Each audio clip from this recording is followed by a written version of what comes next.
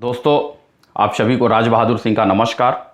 आज का जो हमारा टॉपिक है वो है स्टील में हमारे कितने टाइप के स्टील बार होते हैं और स्टील बार कहाँ पे कैसे यूज़ किया जाता है और उसके क्या क्या बेनिफिट्स हैं। तो दोस्तों, हम आज आपको स्टील बार के बारे में बताते हैं। जैसे आप देख सकते हैं जो आज का हमारा टॉपिक है ये क्या है, टाइप ऑफ स्टील बार। क्या है?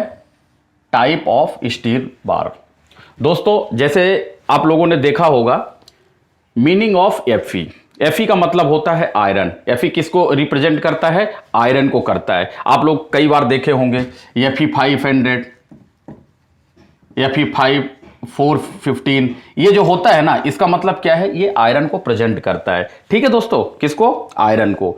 तो सबसे पहले आपको एफई का मतलब हो गया हमारा आयरन। ठीक है दोस्तों। दूसरा चीज, जैसे ये देखिए सेकंड पोजीशन में एफई 500। एफई 500 का मतलब क्या है? ये स्टील का एक ग्रेड होता है। ठीक है, इस ग्रेड का मीनिंग क्या होता है? Minimum yield stress in 500 Newton पर mm स्क्वायर। यानी दोस्तों, जो हमारा एफई 500 का मीनिंग है, किसका?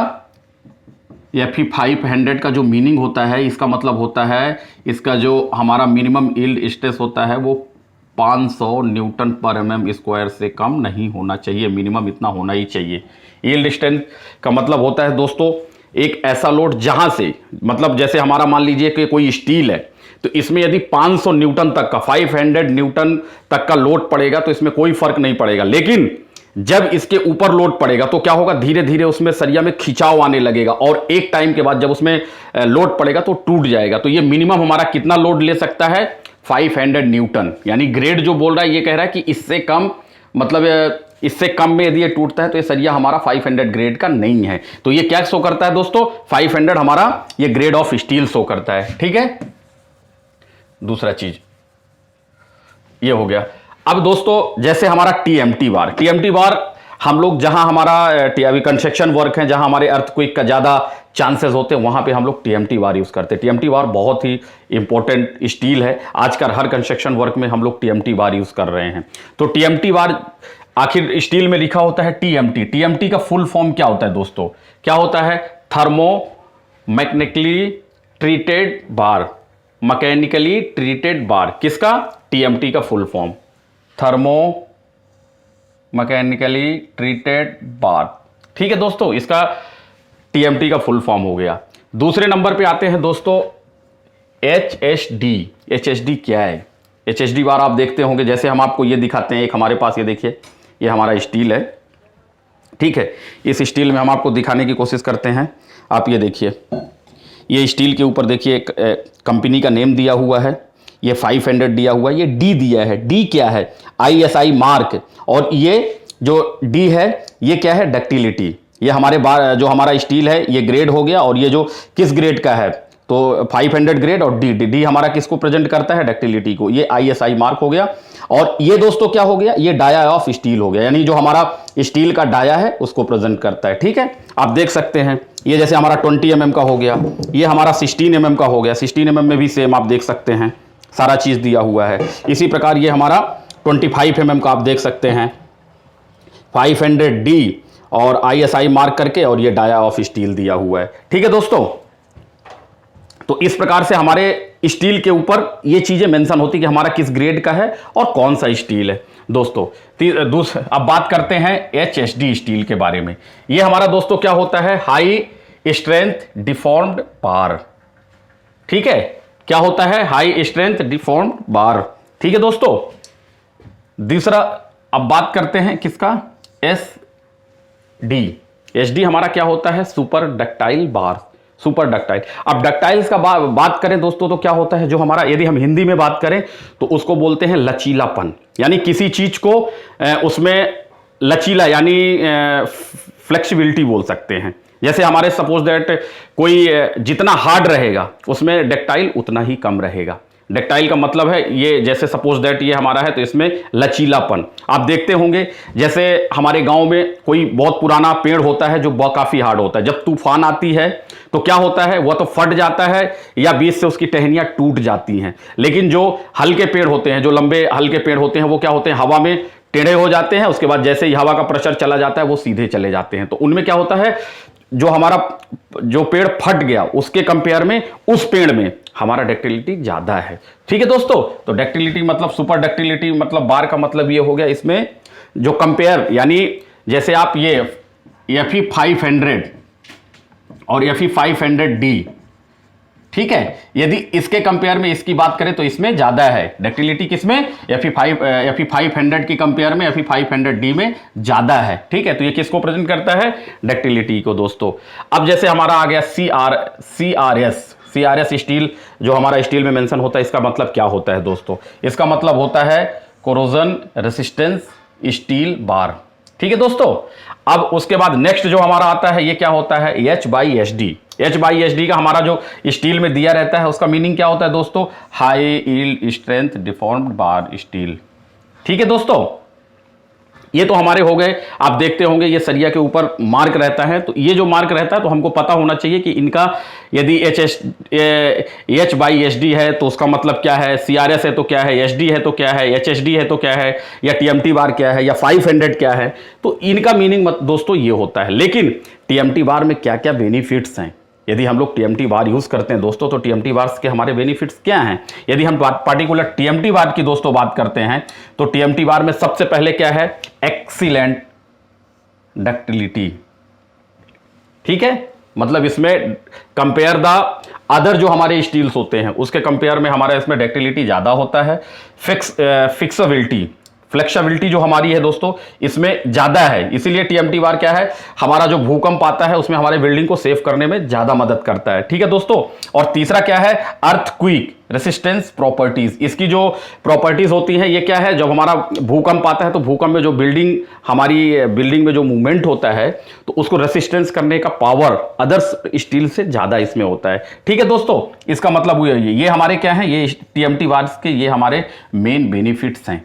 ठीक है, इसलिए हम लोग TMT बार को यूज करते हैं दोस्तों। यदि हम स्टील की बात करते हैं तो स्टील में क्या क्या चीजें अच्छी होने से हमारी स्टील अच्छे ग्रेड की होती है, जैसे हम आपको एक बार यह दिखाना चाहते हैं। यदि आप Fe 500 और Fe 500D में बात करें दोस्तों तो इसमें क्या होता है, मेन हमारा होता है कार्बन परसेंटेज।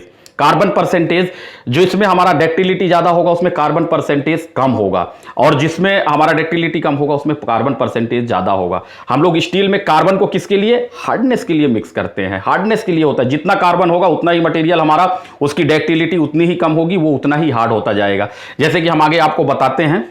लेकिन यदि हम आपको इसमें दिखाने की कोशिश करते हैं, एक बार आप देख सकते हैं कि हमारे पास ये IS कोड है, हमारा क्या है, IS कोड हमारा 1786 है। ठीक है दोस्तों, कितना है ये देख सकते हैं, ये हमारा IS कोड 1786/2008। ठीक है, ये हमारा IS कोड हो गया दोस्तों। इसमें सिर्फ हम आपको ये दिखाने की कोशिश कर रहे हैं, आप देख सकते हैं, ये देखिए। यदि हम पार्टिकुलर कार्बन की बात करते हैं तो देखिए 400 में 0.3 है, कितना है, 0.3 है। लेकिन यदि हम 415D की बात करते हैं, सॉरी 415 की बात करते हैं D की, तो उसमें कितना है कार्बन कंटेंट, 0.25, यानी इसके कंपेयर में इसमें कम है, इसलिए इसकी डक्टिलिटी ज्यादा है। सेम आप सुपर डक्टिलिटी, यस का मतलब होता है सुपर डक्टिलिटी। ठीक है, तो यदि हम इसकी बात करते हैं तो इसमें भी देखिए, यदि हम Fe 500 की बात करते हैं तो कंपेयर द Fe 500 या फिर 500D या Fe 500S, इसके कंपेयर में इसमें ज्यादा है। ठीक है दोस्तों, इसलिए हम लोग जो ज्यादा डक्टिलिटी होती है वो स्टील हमारा FeD या Fe 500S, इसमें नॉर्मल स्टील से ज्यादा डक्टिलिटी होती है। हमारे पास यदि हम स्टील की बात करते हैं Fe 415, Fe 500, Fe 500D और Fe 500S, Fe 550, Fe 550D या Fe 600, ये हमारे ग्रेड ऑफ स्टील हैं। इनका मतलब जैसे हमने आपको बताया, जो हमारा मिनिमम यील्ड स्ट्रेंथ है वो हमारा कितना, Fe 500 का, यानी 600 Nm से कम नहीं होना चाहिए। ठीक है दोस्तों, तो ये हमारा हो गया। तो इसमें क्या है, कार्बन जो हमारा होता है वो कंपेयर द अदर्स से कम रहेगा यदि उसमें D या S है। ठीक है दोस्तों, तो जैसे कि हमने बताया, साथ में एक चीज और दोस्तों हम आपको दिखाना चाहते हैं, इसके साथ साथ ये क्या होता है, इसमें एलोगनेशन, आपको ये दिखाने की कोशिश करते हैं। ये देखिए, यदि हम 415 से 415D की बात करते हैं तो आप यहां देख सकते हैं, यदि एलोंगेशन की बात करें, एलोंगेशन परसेंटेज की बात करें, तो आप देख सकते हैं इसमें कितना दिखा रहा है 14.2, बट यदि हम डी की बात करते हैं तो कितना है 18%, यानी इसके कंपेयर में इसमें ज्यादा है दोस्तों। ठीक है, सेम यदि हम सपोज दैट 500 एफी 500 और एफी 500 डी का कंपेयर करें, देखिए एफी 500 में 12% दिया हुआ है, लेकिन हम यदि 500 डी की बात करते हैं तो कितना दिया हुआ दोस्तों 16% दिया हुआ है। या आप 550 की बात करिए या 550 डी की बात करिए, अब देख लीजिए यहां पे, तो इसमें क्या है एलोंगेशन परसेंटेज भी ज्यादा है। इसका रीजन क्या है, डक्टिलिटी। तो दोस्तों जितना लचीलापन होगा उतना ही हमारा स्टील अच्छे क्वालिटी का होगा। दूसरा चीज एक और है दोस्तों, जो हमारा ये स्टील होता है, हम आपको ये बताने की कोशिश करते हैं। जैसे ये सपोज दैट ये हमारा स्टील है, ये स्टील जो हमारा आउटर सरफेस होता है ये क्या होता है, ये हार्ड होता है, लेकिन यदि इसके कंपेयर में हम लोग इसके बीच की बात करते हैं तो ये सॉफ्ट होता है। कंपेयर द इसके, ये क्या होता है, अंदर जो हमारा ये स्टील आयरन होता है ये सॉफ्ट होता है और ये हमारा हार्ड होता है। ठीक है, तो यदि हमारे अच्छे ग्रेड का स्टील है और हमको स्टील के बारे में क्या क्या चीजें सही मिलती हैं, अच्छी मिलती हैं, तो हमारा स्टील होगा। सबसे पहला तो हमारा यील्ड डिस्टेंस, जितना अच्छा होगा उतने अच्छे ग्रेड की हमारी स्टील होगी। दूसरा टेंसाइल स्ट्रेंथ। दोस्तों टेंसाइल स्ट्रेंथ भी यदि हम 500 या 550 की बात करते हैं तो दोस्तों यहां पे आपको हम ये दिखाने की कोशिश करते हैं। जैसे ये देखिए, ये क्या दिया हुआ है, नॉट लेस देन, ये हमारा टेंसाइल स्ट्रेंथ दिया हुआ है। तो क्या हुआ दिया हुआ है टेंसाइल स्ट्रेंथ का, यदि हम सपोज दैट 500 का पकड़ लेते हैं, फिर 500 का एक देख लेते हैं। ठीक है, 500 का हमारा कितना दिया हुआ है टेंसाइल स्ट्रेंथ 545 न्यूटन पर एमएम स्क्वायर, यानी हमारा जो टेंसाइल स्ट्रेंथ है नॉट लेस देन इतना, यानी इससे कम हमारा टेंसाइल स्ट्रेंथ नहीं आना चाहिए। ठीक है, तो टेंसाइल स्ट्रेंथ भी हमारा इंपॉर्टेंट होता है। ठीक है दोस्तों, यदि हम तीसरे की बात करते हैं एलोंगेशन परसेंटेज, जो अभी हमने आपको दिखाया। ठीक है दोस्तों, इसके बाद आता है डक्टिलिटी। जैसे हमने अभी आपको डक्टिलिटी के बारे में बताया, लचीलापन, यानी हमारा झुकाव, यानी कितना वो कोई भी चीज उसमें प्रेशर पड़ेगी तो जितना लचीलापन होगा उतने, अब इतना भी नहीं कि लिमिट से ज्यादा, आईएस कोड की जो लिमिट्स हैं उसके अंदर ही होना चाहिए, क्योंकि ज्यादा होने से भी नुकसान है। ठीक है, तीसरा हमारा होता है वेल्डेबिलिटी, यानी दोस्तों जब हमारा कार्बन परसेंटेज स्टील में कम आएगा तो उसमें हम इजीली वे में वेल्डिंग कर सकते हैं।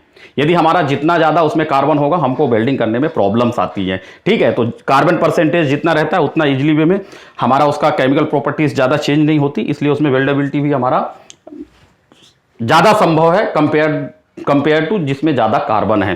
ठीक है दोस्तों, और तीसरा आता है बेंडेबिलिटी। बेंडेबिलिटी यानी जो हमारा कार्बन परसेंटेज डक्टिलिटी ज्यादा होता है उसमें जब हम उसका बेंड और रीबेंड करते हैं तो उसमें क्रैक होने के चांसेस कम है, लेकिन ज्यादा कार्बन रहने से उसमें क्या है, वो हार्डनेस उसका बढ़ाता है। ठीक है, हार्डनेस बढ़ेगा तो ऑटोमेटिक जब उसमें दबाव पड़ेगा तो उसमें क्रैक होने के चांसेस बढ़ जाते हैं। तो ये दोस्तों ये पॉइंट्स जो हैं, ये पॉइंट्स हमारे स्टील में मेन इंपॉर्टेंट होते हैं। यदि ये प्रॉपर्टीज हमारे स्टील में मिल रही है इसका मतलब हमारी स्टील अच्छे ग्रेड की और अच्छे क्वालिटी की है दोस्तों। ठीक है, तो ये हो गया स्टील। अब दोस्तों जैसे हमने आपको कार्बन के बारे में बताया, जो हमारा स्टील का मेन पार्ट होता है कार्बन, हम लोग जब इसका केमिकल प्रॉपर्टीज चेक करते हैं तो इसमें मेन सबसे इंपॉर्टेंट चीज क्या है, कार्बन। तो कार्बन हमारे 3 टाइप्स के हैं। यदि हम कार्बन स्टील की बात करें तो कितने टाइप का है, 3 टाइप का। एक होता है लो कार्बन, एक होता है मीडियम कार्बन और एक होता है हाई कार्बन। दोस्तों यदि लो कार्बन की बात करें तो जो हम लोग टीएमटी बार यूज करते हैं या स्टील बार यूज करते हैं उसमें हम लोग लो कार्बन परसेंटेज में इनको रखते हैं। ठीक है, यही यदि मीडियम कार्बन की बात करते हैं दोस्तों तो नट बोल्ट हो गए या गाड़ी के पार्ट्स जो हमारे व्हीकल्स होते हैं इनके पार्ट्स या अदर्स जो भी होता है इसमें किसमें मीडियम कार्बन में आता है। हाई कार्बन में क्या है, जो हमारे कास्ट आयरन होते हैं वो क्या है, उनका हार्डनेस ज्यादा होता है, उनको हाई कार्बन में रखा जाता है। उनमें कोई प्रेशर पड़ेगा तो वो मजबूत तो रहेंगे, लेकिन यदि उससे ज्यादा प्रेशर पड़ता है तो वो टूट जाएगा। ठीक है, वो क्रैक हो जाएगा। तो ये तीनों का, तो यदि इनमें कार्बन की परसेंटेज करें तो लगभग, जैसे आप ये देख लीजिए इसमें कितना होता है 0.3% तक। ठीक है, ये हमारा किसमें, इसके जो नीचे आता है ये लगभग लो कार्बन में आता है। यदि मीडियम कार्बन की बात करते हैं दोस्तों तो 0.3 से लेके कहां तक जाएगा, 0.5 तक, 0.5 तक। ये किस में आएगा, लगभग मीडियम कार्बन में आता है।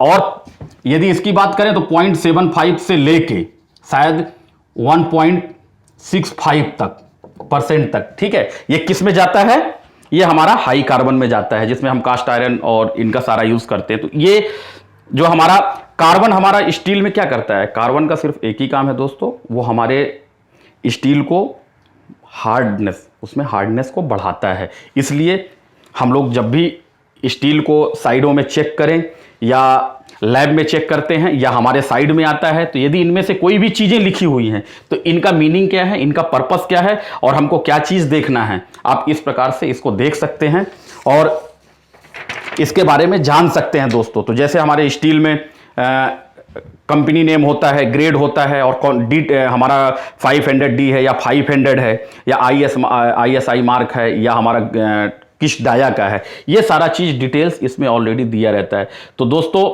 जैसे कि हमने अभी आपको स्टील के बारे में बताया और उसमें हम लोग साइड में जो है स्टील आता है तो उसको क्या क्या चीज़ें देखते हैं और इनका मतलब क्या होता है, इसके बारे में बताया। तो आशा करते हैं हमारे द्वारा दी गई जानकारी आप लोगों को ज़रूर अच्छी लगी होगी। अच्छी लगी तो लाइक करिए, सब्सक्राइब करिए और अपने दोस्तों के साथ शेयर करिए, ताकि इस प्रकार की और भी जो इन्फॉर्मेशन है हम आप लोगों के साथ शेयर कर सकें। दोस्तों थैंक यू।